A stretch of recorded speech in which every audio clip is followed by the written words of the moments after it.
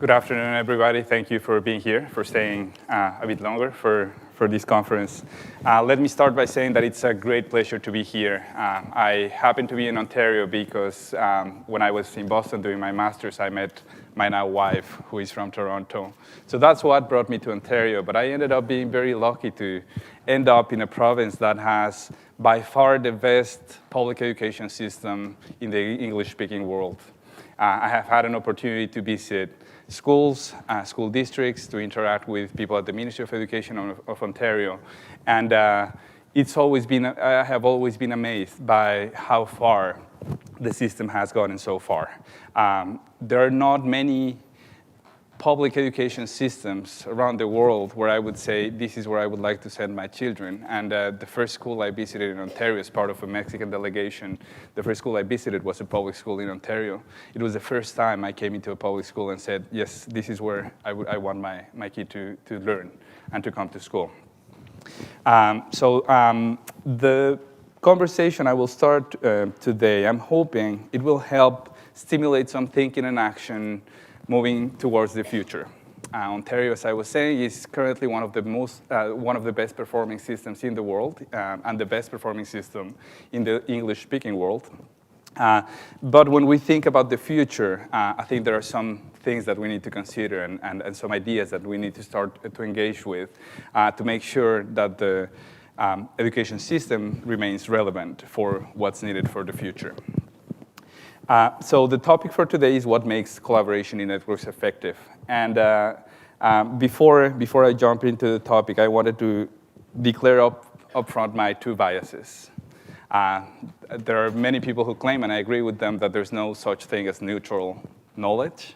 There are always, any kind of knowledge we build is shaped by beliefs, by emotion, by personal biases. So I want to be very clear and upfront about my own. And these are two biases that I actually share with Michael Fullen. The first bias is action. We tend in our work to move from practice to theory and not the other way around. We work with systems, work with schools, try to build new ways of doing things and learn in the process what works and what doesn't. I am of the idea that the best knowledge is created when you deliberately try to change reality. Or said in another way, reality is best understood when you try to change it. That's not only a personal observation, that's what Vygotsky would say about the nature of learning. If you want to understand something, change it. And as you try to change it, you will understand it better. So that's my first bias, action. The second bias is whole system improvement.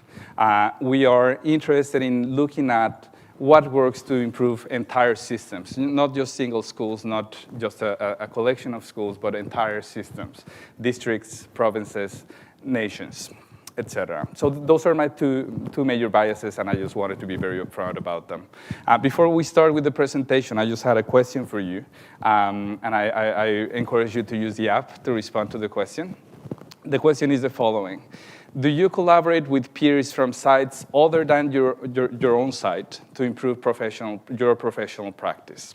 That's the question. So by site, I mean the following. If you're a school leader, do you collaborate with other schools, with other school leaders to improve your professional practice? If you are in a school board, do you collaborate with people from other school boards to improve your professional practice? If you're at the ministry, if you're in a department, do you collaborate with people from other departments to improve your own professional practice? So I encourage you to look at to check out the app to respond to this question. Very simple answer, yes or no. And let's see what comes up.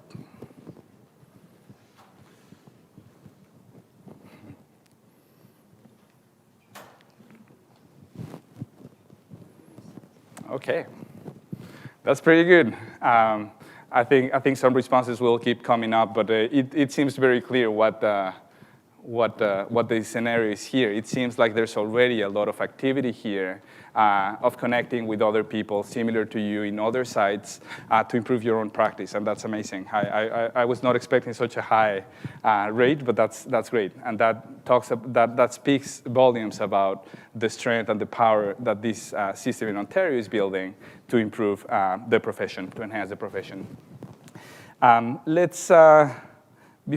So let me start. There's a book called Start With Why, and I think that's always an important question to come back to. Why are we thinking about networks? Why are they relevant? Why do they matter? I need to start by saying that the education sector around the world is at very exciting but also very uncertain times. There are experts in school improvement and system improvement, such as Richard Elmore at Harvard University, who claim that the future of learning and the future of schooling are two very different things. We can see the explosion of digital culture, kids and adults having access to tools, to a tool, and I'm talking about the cell phone, a tool that's more powerful than the technology that launched the first man to the moon. And that's here on our pockets. And this allows us access to incredible amounts of information, to incredible amounts of knowledge. We now have the opportunity, for example, for kids to access classes from master teachers at the best universities in the world. There's no one single thing I can think of that you cannot now learn at a pretty decent level with YouTube videos, et cetera. So there's an explosion of access to information with the new digital culture. At the same time, we are at a time when our survival as a race, as a human race, and the survival of life in our planet is at risk. We don't know what the world is going to look like in 20 years. We're not sure if we are going to make it as a human race. We don't know if the degree of extraction of natural resources and exploitation of the earth is going to help us sustain life in the planet. And at the same time, we see growing inequalities, growing numbers and hordes of people who are outside of the reach of institutions, who are now in the margins. And many of them are starting to feed very fundamentalist, dangerous groups. They're starting to feed violence. And this is happening all over the world, especially in the emerging economies, but it's happening all over. So if we think about the future of the human race and the planet for the next 20 years or so, we have to ask ourselves the question, are we preparing kids with our schools as they exist to thrive and to do well in a world that's very rapidly changing and that's becoming very uncertain in many, many fundamental ways? And I think the short and reasonable and realistic answer to it is no.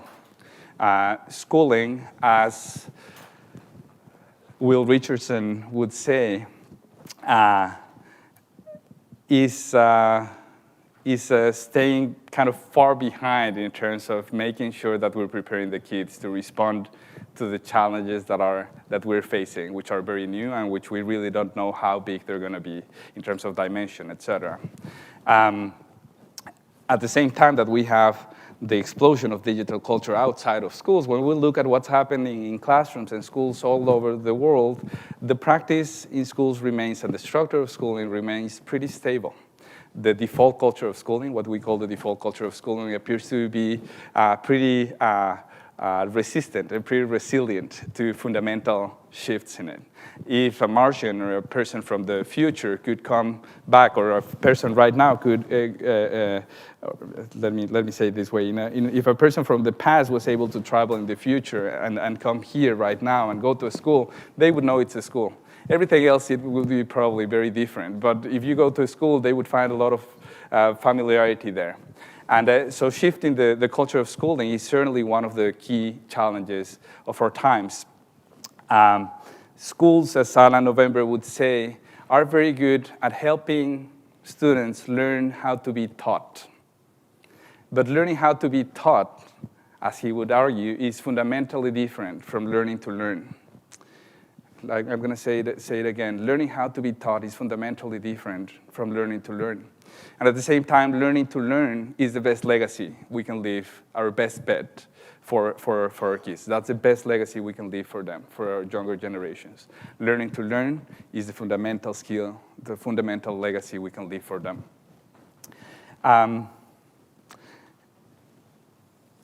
There are many people who are very skeptical about the capacity of schools to actually respond to these challenges, to shift themselves in such a way that they will respond to the fundamental challenge we're facing as a humanity and as a sector. We're still very hopeful, and I think systems like Ontario have very solid foundations to move into the future with confidence, with strength, etc. But at the same time, we know that it will require very fundamental shifts to the ways we have engaged in teaching and learning and to the ways we have developed policy so far. We believe, and we very strongly believe that networks, and I will talk about this in a moment, represent a very serious proposition to move educational systems to the next stage of evolution. And I will try to flesh that out a little bit throughout this talk. Let me just add one reflection from Michael Fullan here. Michael Fullan has recently started to articulate the idea that the new job description for students is help humanity. That's what students are here for. And it's not a matter of just a feel-good activity. When you look at what kids do and what they care about, it seems to be part of their basic identity, wanting to make things better for the world. And we have seen many examples, many glimpses of what this may look like. In the case of Uruguay, for example, we have seen middle school kids in public schools try to figure out and devise a technology, an instrument that could detect lightning striking 5 minutes before it does, or 10 minutes before it does, and raising an alarm to do that. And the reason why they decided to create and figure out how to use the tools they had to create this instrument is because a few months before, a kid was killed in the community by a lightning. It was a lightning that hit on the beach that killed 5 people, including one kid. So they decided and created this device. We can see students here in Ontario, for example. I remember, and you're probably familiar with Queen Alexandra, a fantastic middle school here in Toronto, where kids, for example, are designing and creating plans to make the Sherbourne subway station accessible for wheelchairs and strollers. And they do all the engineering and planning and design and polling, get all the information that's necessary to create a plan that then they present to transportation authorities. That's the kind of projects that we're seeing starting to pop up in some schools, not in all. But they offer us some glimpse of what helping humanity might mean and what educating for helping humanity might look like. But it is still too early to say there are whole systems that are supporting, are doing their job so that students will be better prepared to help humanity. And as I was saying, we believe that networks offer a pretty serious proposition to not only dramatically change what's happening in classrooms and in schools, but also to dramatically shift what's happening in entire systems, to change entire systems. Now, many of you for many of you, the word network is already pretty familiar. The term has been traveling very fast. It has become a very popular term: networks, cluster, collaboratives, etc. But the popularity of the term has been moving much faster than their effectiveness. So we have a proliferation of networks all over the place: networks of schools, networks of school principals, networks of districts, etc. But we're yet to know, and we're actually pretty skeptic about the actual impact they're having in substantially improving what's happening in classrooms and substantially helping improve educational systems.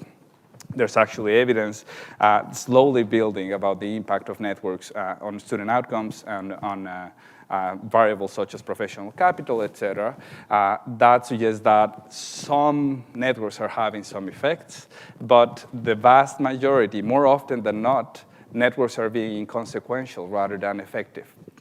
So we set ourselves as a team with Michael Fullan to try to understand what are the essential features of effective networks. What do networks do when they are effective? What characterizes them? And the reason why we wanted to do that is twofold. First, there is, let me first define what we mean by effective networks. By effective networks, we mean networks, groups of people, and a set of relationships between them that have impact on three areas. First, they improve and deepen student learning. Second, they enhance the professional capital of adults in the system, of teachers, of leaders. And three, they become forces of whole system improvement. So they don't only focus on improving what's happening in schools and with the professionals in the schools and the kids, but also they become forces of transformation for entire educational systems. That's what we talk. That's what we're talking about when we refer to effective networks. Now, there is some research growing and developing around networks and in the field of education, but that research is moving very slowly, very, very painfully slowly, I would say, especially for those of us with an action bias, with those of us who want to start engaging in action and making things better from day one. The field of research on networks, again, is a growing field, but it's moving very, very slowly, especially when we compare it to other fields that are studying the effects of networks. One of such fields is the science of social physics. This is a new science, very recent, I think developed over the past 10 years by a professor at the MIT called Alex Pentland. And the social physics basically explores patterns of interaction between humans and the effects they have on different measures, for example, of changes in human behavior and productivity and creativity, et cetera. What's powerful about social physics is that they're making very fundamental discoveries about the nature of human interactions and the effects they have, for example, on changing human behavior, on increasing productivity, on improving creativity within groups and within organizations. And the power of social physics lies on their capacity to collect very quickly in a very reliable way good data about patterns of social interaction. They use a method called reality mining, which basically consists of people wearing personal digital devices, and the devices are able to track down who people are connecting with what frequency, in which places, what kind of interactions are taking place amongst them, et cetera. So they do that, a very small device that people keep attached to them all the time they're doing work, and they're being able to mine, to bring in very rich data about real actions of people when they interact with other people in their everyday lives.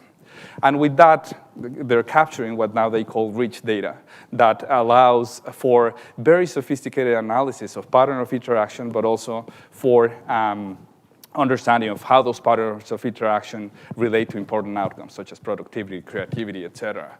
When you compare that, this ability to track down human interaction in real time as it happens, to the methods of educational research on social networks, for example, social network analysis, you can see a huge gap. When you want to collect data for social network analysis, you need to go individual by individual, tell them to list down the people they connect with to do this particular thing. And then for these people, then you make a list of these people, and for each people, they're asked to respond, how often do you meet with these people? What kind of interaction do you have with them? What's the content of your interaction, et cetera?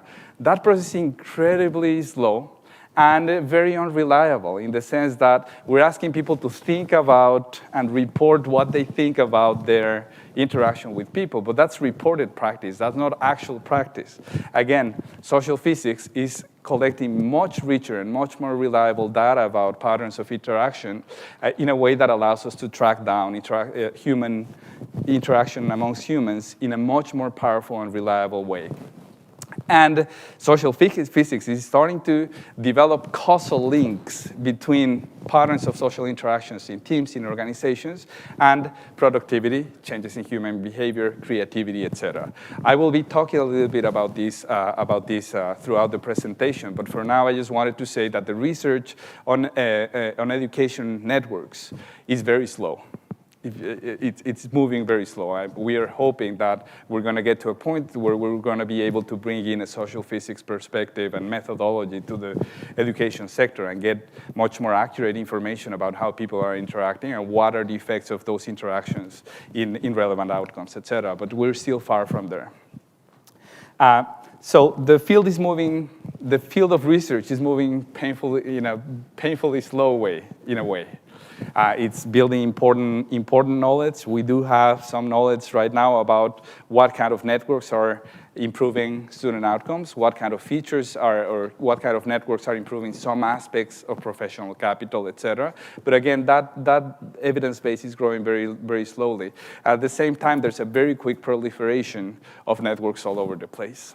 So before networks become part of the problem rather than a solution, we thought it was very important to start developing some clarity and precision about what makes up effective networks and start framing a theory of action that can inform and offer kind of a guidelines to the development of networks as a strategy for change. So what we did was to review existing evidence, existing studies that connect education networks to relevant outcomes, such as student achievement or some variables related to professional capital. But we also, in our engagement with the education sector all over the world, we also started to track down and try to learn about networks of schools, networks of districts, multi-layered networks that have teachers, district leaders, et cetera, who were doing either effective or promising work of improvement. So we identified those and tried to flesh out, both from the existing literature and from the existing work and existing action taking place in the field, what were the essential features of these networks. So that's basically what I'm going to be presenting here. And to do that, let me start just by saying, or let me just start by saying that we ended up developing or crafting 8 essential features of effective networks. Again, this is a working theory of action. One important thing or clarification here is that these don't and should not work as a checklist, as something that you just check off once you have it. We think about these 8 features as interdependent. So you cannot cherry pick. You need to build the 8 of them, and there's the minimum set we have been able to craft so far. So the idea is to identify the minimum set of essential features that would yield the highest results, and that's what I'm gonna present now for your consideration.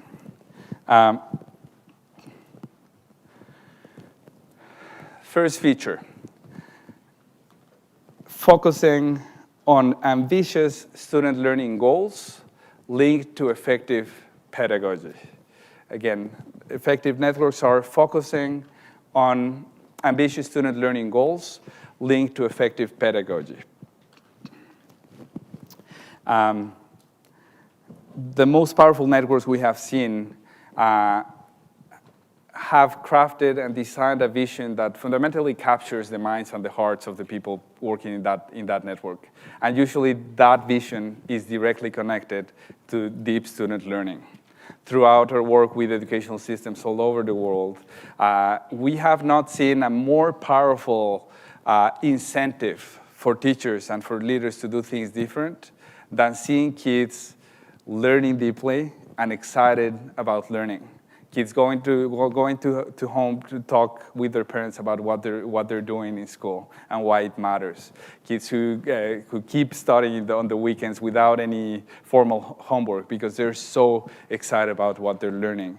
When a teacher sees the light in the eyes of a student who finds an answer to a dilemma that he has been trying to figure out for a sustained period of time, etc. That is the most powerful incentive we have found, and the one that's most effective at triggering action for improvement. So the effective networks are kind of build on this fundamental desire that we as educators and administrators in the education system have to make a positive difference in the lives of students.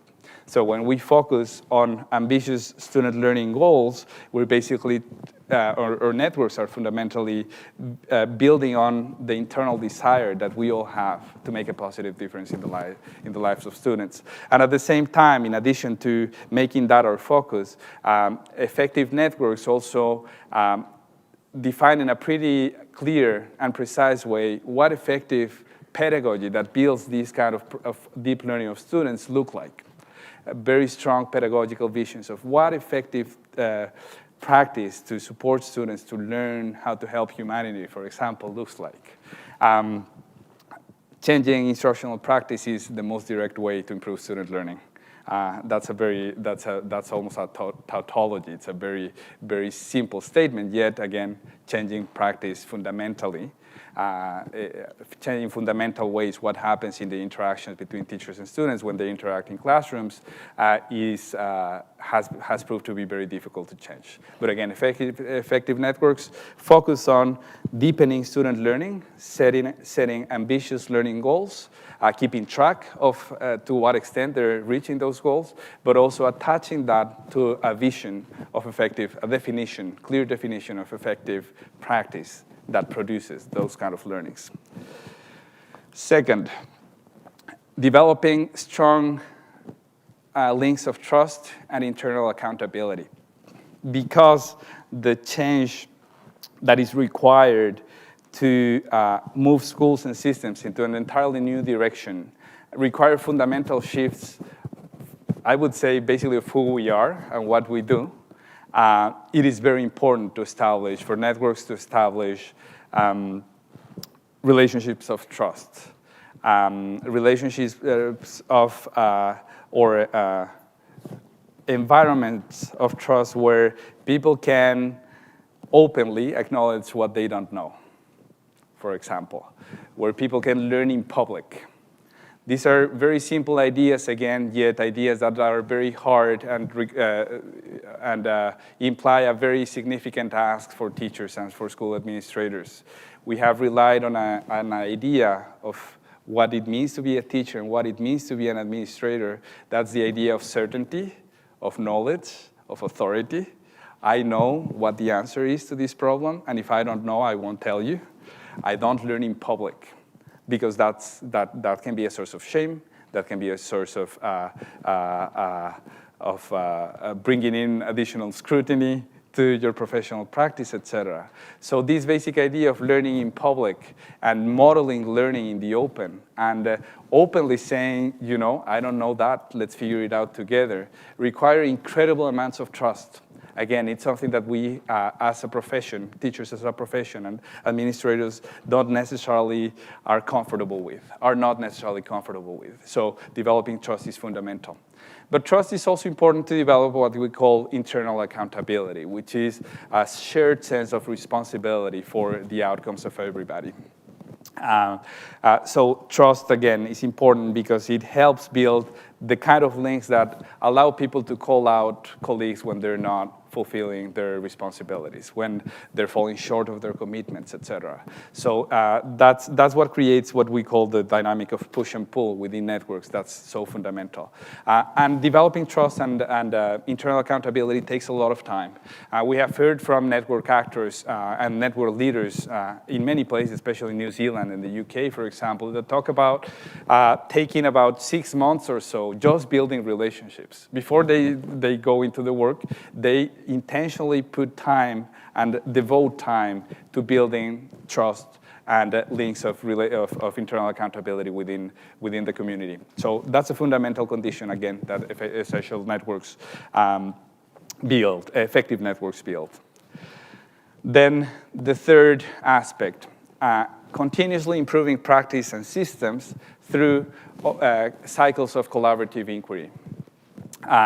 The basic idea, there are different models and frameworks that people can use to do this kind of work, but the basic idea is you collect credible evidence about the extent to which you are reaching your goals or not. Then you identify a problem of practice that's the right grain size, and by that we mean it is actionable. It is a problem of practice that a network or a team can address with their existing capacity and resources, but it also stretches a little bit the capacity of the network. So it's not only a routine problem, but a problem that stretches your existing capacity. It's what Vygotsky would have referred to as the zone of proximal development. That's the kind of right size problem, the right grain size. It is a problem that you have the resources to address, but you don't yet entirely know how to address it. So that's the basic idea. Collaborative inquiry then starts with analyzing existing evidence, naming a problem of the right grain size, and then trying to identify what are the practices and the systems that are creating that problem. You identify, again, what are you doing? What are the conditions under your working that are creating that problem? And then deciding on how can we change it? What kind of changes we can do to our practice, to the systems around us, so that we can solve the problem. So after finding the causes, the fundamental causes of the problem, designing solutions, testing them, seeing what's working, what isn't, and if there are new ways of doing things that are working better, then embedding them in your regular practice and taking time to embed them in your regular practice, and discarding or refining what's not working. And once you get better at solving that problem continuously designing your solutions, testing them, refining them, etc., then, and if you address your problem, then you can go to the next problem of practice. That's fundamentally the cycle of ongoing cycle of collaborative inquiry. I know CI, collaborative inquiry, is pretty much part of the culture of schools in Ontario, but I just wanted to point out that also at the network level, be it a network within a school or a connection between schools or between districts, etc., those kind of cycles of analyzing data, identifying the causes, trying to design solutions, and testing them continuously and refining them continuously, and then naming the next problem is what characterizes effective networks. We don't see this happening I would say that this practice of collaborative inquiry is rare in education networks. Usually networks connect to talk to each other, to have presentations, to share ideas, etc., but not many of them are engaged in action, in a developmental kind of action, the kind of action that you undertake and changes you. That kind of doing and those cycles, again, continue to be rare in networks, but constitute part of the essence of what effective networks are doing. Flat leadership structures, and in a more narrative way, what effective networks do is they use deliberate leadership and skill facilitation within flat power structures. Especially at the beginning, it is very important that networks and network actors, when they're working together, they have a skill facilitator who helps develop the culture of internal accountability, trust, calling out, etc., naming the elephant in the room, all those kind of things. They don't just happen by bringing people together. They don't just happen by bringing people together and saying, so let's now hang out and improve what we're doing. It takes very skilled facilitation, so deliberate skilled leadership to build a culture of collaboration is fundamental. But at the same time, flat power structures, the existence of flat structures of power seems to be a fundamental aspect of effective networks. There are many networks that have actors from different levels of the system, for example, teachers and school principals and district administrators, etc. But when you see them in action, when you see these networks in action, the hierarchy basically disappears. It's almost invisible. Everybody is interacting as equals. Everybody's learning, no matter what the position within the hierarchy. And that's a very powerful feature of networks, and that distinguishes them from how we have come to create our educational systems. Again, regardless of the hierarchy, the formal role of a person within the institution, when they're working in a network, in an effective network, the power imbalance just disappears, and everybody's learning. Everybody's learning in public, saying what they don't know, etc. Authority within a network is not determined by your role in an institution. Authority within a network is determined by the availability of knowledge. You have authority in a network if you have a piece of knowledge and expertise that will be relevant to solve the problem at hand. And that can be anybody within the network. So again, flat leadership structures and deliberate leadership is a fundamental aspect of effective networks. Let's go with the fifth one. Let me just share another aspect of an insight from social physics about flat power structures. Social physics is discovering that the most effective teams, organizations, etc., or the best predictor of group intelligence, is equality in turn taking. So the most collectively intelligent groups are ones where taking turns is equally distributed. So people participate and contribute equally to the discussion. The more the discussion and the work is concentrated in one or two people, the less collectively intelligent the group is. And that speaks also to the idea of flat leadership structures. Again, we may have in networks people from different levels of the system, but when they're working together, no one is more than anybody else. They're working on the grounds of equality. Okay. One of the insights of social physics is that the most effective teams and organizations and networks combine two types of activities. The first one they call engagement. The second one they call exploration. Engagement is about interacting frequently with your own team to embed new norms, to create new practices, to embed the new practices into your regular activity, et cetera, to create trust, et cetera. But at the same time, the most effective teams are also connected continuously to the outside world to search for new ideas, et cetera. So that speaks to the two next issues: constant interaction inwards, frequent connection outwards. Let me see how we're doing. Yeah. Constant interaction inwards, again, helps to embed new practices, new ways, new mindsets, new ways of doing things in the everyday activity of the group. It helps build trust. It helps build internal accountability. Social physics also has started to make very important discoveries about what is it that makes more likely that people will acquire new behaviors, will take on new behaviors. For example, diet, or using a helmet when you're when you're riding a bicycle, those kind of things, or saving energy, etc. And what the social physics has discovered, and they have actually developed a model that creates a causal link, or that displays a causal link between patterns of interaction and changes in individual behavior.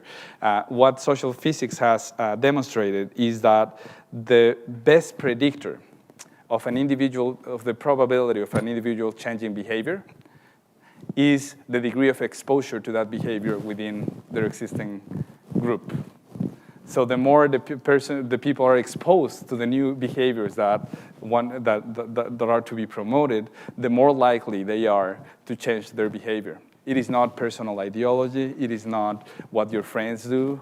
It is what you're exposed to more often that determines whether or not you're going to take the new behavior or not. And the power of this fundamental aspect, exposure to new behavior, on changing behavior, is as strong as the power of IQ to predict standardized test scores. So it is incredibly powerful predictor. And that's why constant interaction inwards, where the new practices, the new ways of doing things are enacted and made visible to people, are a very powerful way to promote changes in personal behavior, individual behavior, et cetera. But at the same time, again, the most effective teams and networks are not only interacting very frequently inwards, not only in a very dense and frequent way, but they're also connecting constantly to the outside world to do two things. First, to access ideas, information and capacity that's not available within the group. So that allows for bringing in additional ideas, resources, et cetera, that the group itself does not necessarily have. But at the same time, constant connection with the outside world allows for, helps to break down what Pentland, the social physics pioneer, calls the echo chamber.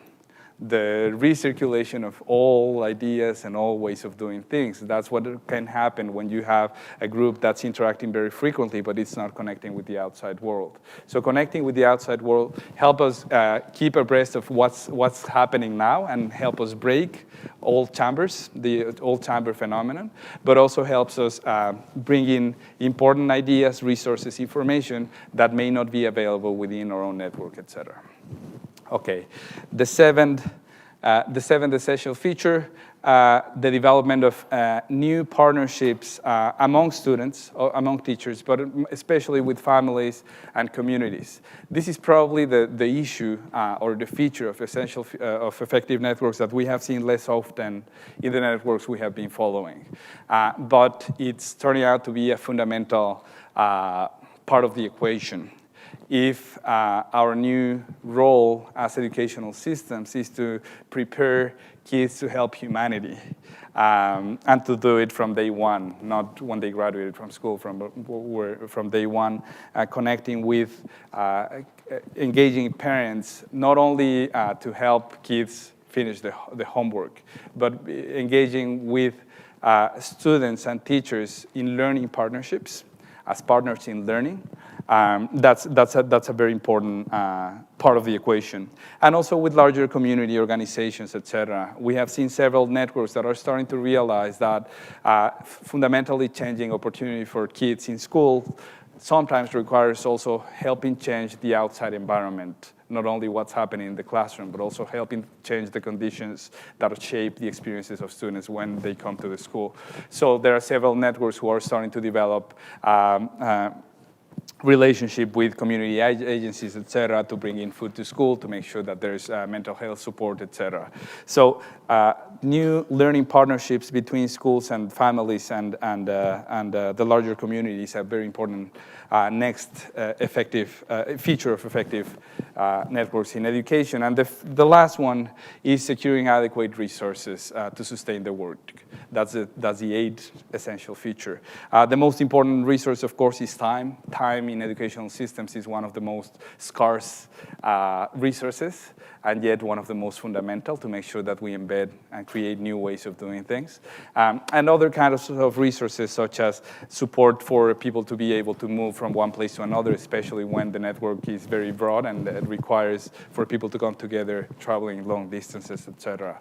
The important thing to mention here is that the worst possible strategy is just to wait till resources arrive. Way more effective it is to deliberately search for them, organizing collectively to search for and to access the resources that will help support the work. Sometimes, and actually very often, the struggle to find the resources helps create more of a collective identity, and much more of a sense of connection with members of your own network that makes it stronger as well. So the struggle to find the resources is also an important aspect of effective networks, and of course here I like to use one of the ideas shared by Carol Campbell in the Quest conference. The networks that are most effective work with the resources they have, They, of course, look for additional resources that will help them sustain their work, but they don't wait till they have everything they need to start. They start with what they have. And the quote from Carol Campbell is, start where you are, use what you have, do what you can. And that's the principle of effective networks. No matter how scarce the resources are, they start with what they have, they do what they can, and they start where they are. Those are the 8 essential features of effective collaboration. And there's one thing that I wanted to, one next question that I wanted to ask you. In this app, there's no option to bring, the app is not set up to allow for 8 different response options to show up. So what we did was to group them according to their position in the circle. So we have four options.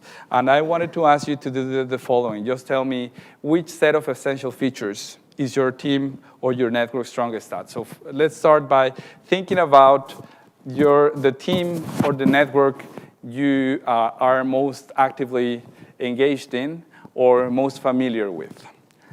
Take a few seconds just to think about your own team or your own network that you're either most engaged with or most familiar with. And we wanted just to get a sense of which set of essential features is your team or network strongest at. So I will ask you to check out your app and respond to the question.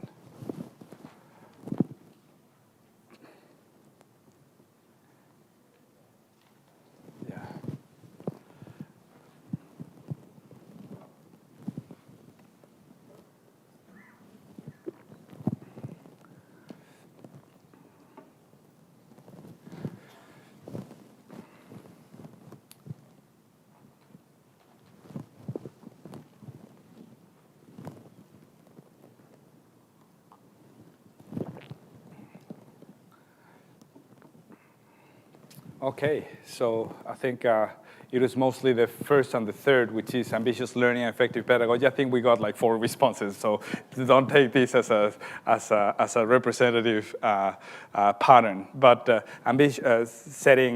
focusing on ambitious learning, student learning goals linked to effective pedagogy, and the set of collaborative inquiry, flat leadership structure, and constant interaction in words. That's good. I am aware of the time. I just wanted to ask if we would be on conditions to ask a next question to the audience. Is that possible?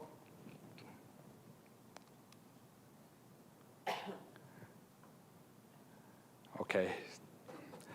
Could we ask a next question, Anna? Would that be a possibility? What is that? Okay. Okay. Let me just very briefly say, and you can see the ideas that I'm presenting here in a paper that we recently published, Michael Fullen and myself recently published in the Journal of Professional Capital and Community. One last thing I wanted to mention is that for networks to thrive, it's not only important to shift in a fundamental ways what networks do. And I think the essential features gives us offer our best bet right now into what is it that networks can do to have a sustainable, to be sustainable and to have a visible impact on students' lives and adult learning as well. But the networks, in order to be effective and sustained, require, again, not only to do their own work better, but require a new kind of partnership with the central office. And it's a new kind of partnership that it's characterized by 3 fundamental shifts, and I will just name them. The first one, from supply-driven to demand-driven. So it's not the idea of creating networks to follow or to enact ministry directives. It is gradually, especially as networks start to show their positive impact, the idea is that networks can start to have an important say in the content of their agenda, what the problem of practice they're going to focus on, what's the dynamic that they're going to engage in, etc. That would be the shift in the relationship from demand-driven, where the ministry is saying, look, we'll create networks for you to do this, to, look, we're going to support your development of your own priorities, etc. The next shift from compliance-oriented, and it's related to the first one, to learning-oriented. The fundamental the shift then is from the ministry making sure that the networks do what they're told to do, to orientation where central office and networks learn alongside each other, and they can feed each other's work of improvement. And the third shift from bureaucracy to movement. The basic idea here is we're seeing networks becoming fundamental vehicles for movement building. And it is a very different thing to think about development of policy that needs to be followed in a bureaucratic way to the development, to the creation of movement. In the case of movement here, we talk about a movement that has as its basic cause deepening the learning of our students and adults to prepare the kids to help humanity. That's the new logic that we're seeing evolving, and that I think our the new educational systems will need to embark in to make sure that networks become effective vehicles, not only to improve what's happening in classrooms and schools, but what happens in educational systems overall. And there's the final question, just to get a sense of your thinking around these ideas. Which set of essential features does your team or network, again, thinking of the team or network you're most active in or familiar with, which set of essential features does your team or network most need to cultivate to maximize its impact? So I will ask you to check out the app. Hopefully we'll have more than 4 responses now, and see which are the areas that are seen as more needing more attention.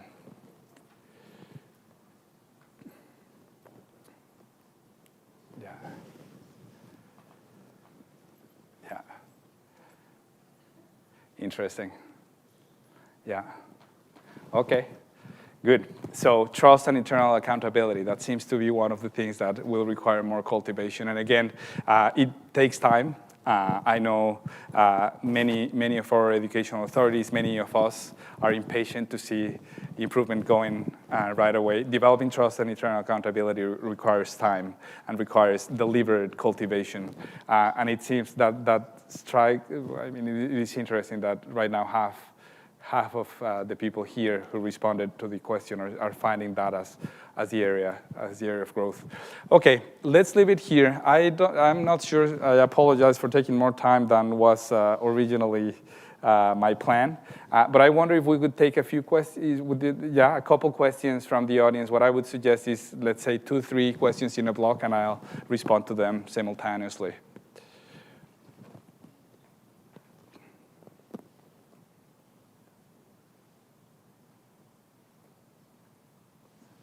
I'll ask one. Hello, it's Heidi Siwak. Just left the classroom, I've moved to the ministry now, and the question I get constantly from teachers in this shift to network learning, to system, to inquiry, those kinds of things, the pushback piece always is around the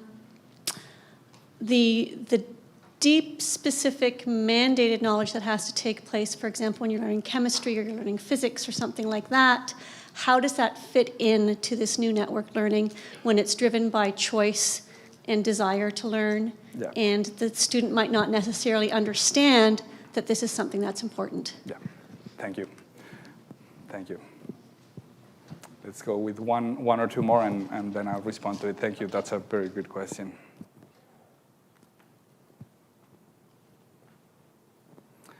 Okay, so let's go to that one. That's why the new partnership between central office and networks is so important. Because educational systems overall have made, this is not a critique, but something that has evolved as educational systems have grown. Educational systems have, in many ways, turned means into ends. So covering the curriculum, that is supposed to be a means towards a more important end, which is student learning, students developing the ability to continue learning throughout their lives. That's the end. Yet, the way we have evolved as educational systems, we're making curriculum, which is a means, the end. And then our focus is on making sure that you cover chemistry and physics and in these given blocks of time, et cetera. So the reason why the new partnership between central office and networks is so important is because we're envisioning systems where the problem of having to cover the whole curriculum is not longer a relevant question, and the relevant question is how do we engage students in meaningful, deep learning projects that prepare them to change humanity, regardless of whether or not they cover the entire curriculum. What we want to make sure is that they do have the skills to be in the world as active citizens, workers, learners, etc. So that's why the partnership is so important. Again, networks are going to be important sources of renewal of educational systems only if we create two-way streets of communication and mutual influence, where not only is our network supposed to implement and follow and comply with what the ministry is asking them to do, but also networks change what's required from them. They change the ministry as well. I know that's hard work, but we have seen it working in smaller scale. For example, with the Networked Improvement Communities sponsored and supported by the Carnegie Foundation. What they're doing is to not only look at what are the problems of our practice that we need to change, but what are conditions in the system that are constraining our ability to engage, to improve what's happening in classrooms.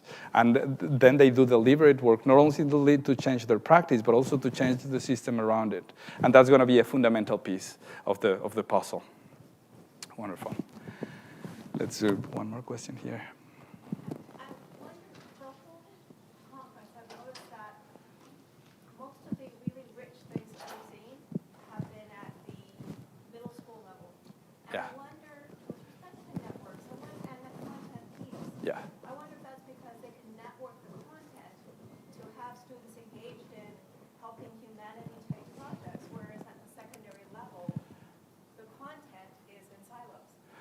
Yeah, this is going to be a partial response to the question.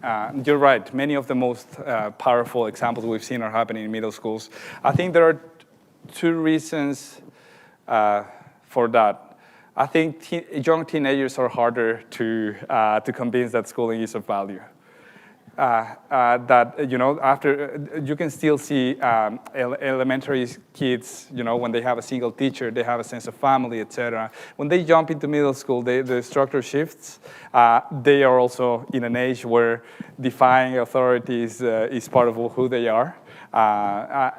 So I think that's probably creating the need for teachers to do things fundamentally different, in a fundamentally different way. That's probably part of the answer. Now, I know also, we know that high schools, for example, have a more rigid structure than, and teachers usually, and I'm probably overstating here, but usually less inclination to fundamentally shift what they're doing and to collaborate with colleagues, etc. So that's probably another one of the reasons. Now, that being said, we're seeing incredibly powerful work happening with students in elementary schools as well. Incredibly powerful. In Escuela Nueva in Colombia, for example, kids developing projects to save the river, to preserve natural resources, to engage the community in healthy eating habits, etc., as part of their regular activity. And these are young, very, very young kids. But I would say it may be that in middle schools we have teachers with a more urgent need to do something entirely different to keep kids' attention. And I think there's one last question here. Yeah. Jonathan Brown, I'm with the Student Success Policy Branch. So I wanted to go back to your answer to the previous question from the last one. And you talked about, and there always is a tension between the intent of the policy and the standards in the curricula and what gets implemented on the ground. Yeah. But you seem to imply that tension should be tipping in the direction of creative, deep thinking and not covering some of the standards in the curricula. So my question is, that's all great in terms of all these pockets of innovation happening, but at a system level to sustain this over a 50-year period, changing the direction of public education, how do you envision that? And what's the coherent message to the system in terms of system level sustainability of these changes you've described in the classrooms. Yeah. Also, secondary question to that would be, how do you change the post-secondary system? And how do you change the employers who are looking for some of those knowledge and skills that are still subject-based? Yeah, yeah. So the consistent message, thank you, that's a powerful question. The consistent message is our work is learning. That's the work. It's a simple idea, yet hard. It's simple, yet it will require a lot of effort. Learning is the work of everybody, of students, of adults, of administrators, etc. That requires a fundamental shift in how we engage with each other. Of course, we will need standards systems still need to offer a good, consistent, clear vision of what effective practice looks like, and offer overall guidelines for what effective collaboration looks like, etc. But the fundamental work is learning, and for everybody, the fundamental work is learning. How we engage entire systems into doing this, we start first with making learning the regular practice, the practice that's visible for everybody.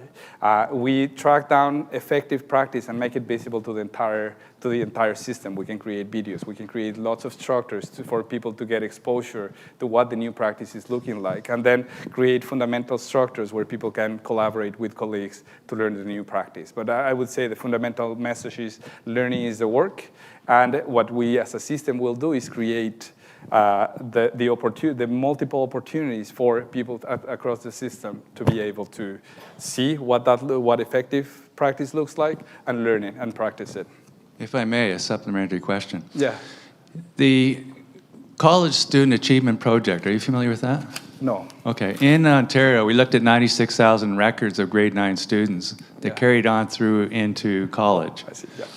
And what came back from that is that many of them, the colleges were saying that they were coming into our programs and they didn't know how to do fractions, decimals, proportions, and simple algorithms. Yeah. Guess where that's taught in our curricula? Yeah. The junior curriculum. Yeah. How do we fix that? Yeah. Yeah. I think basic knowledge such as that is still very important. The question is how do we use it? To the extent that we can create two things. Rich problems that require students to learn those basic things without that being the end objective, but becoming a tool for them to respond to questions that are relevant to them. I think that's the way we're going to save that tension. They're going to learn fractions, algebra, etc., because they needed to solve problems that matter to them. That's one of them. So that would be the basic idea. It's not discarding all that kind of knowledge, which is very important, but giving it a different role. Thanks for your answer. We're on a long journey here. I know. Okay, thank you very much for being here, and thank you very much for your attention.